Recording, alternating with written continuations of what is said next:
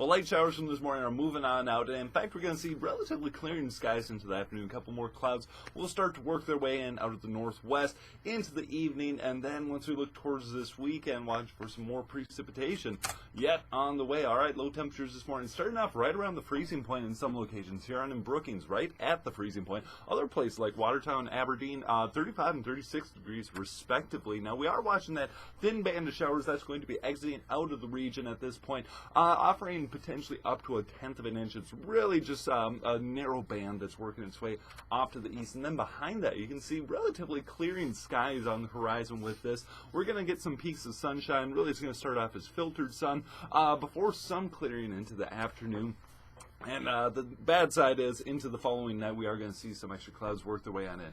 All right, kind of a messy set of systems over these next couple of days, but what we're really going to be watching is cloud cover will work back on in for Friday. Not really watching for precipitation other than potentially a stray drop here or there. Now, through Friday and into Saturday, we could have a couple of scattered drops, maybe even some flakes starting to mix into this as well. But then the low pressure system that's off to the southwest that you can't really see on screen at this point is going to be the main instigator for our next system that comes on through. Now, that's really looking to take the southwestern corner of South Dakota, but we could see some snow bands push through our area.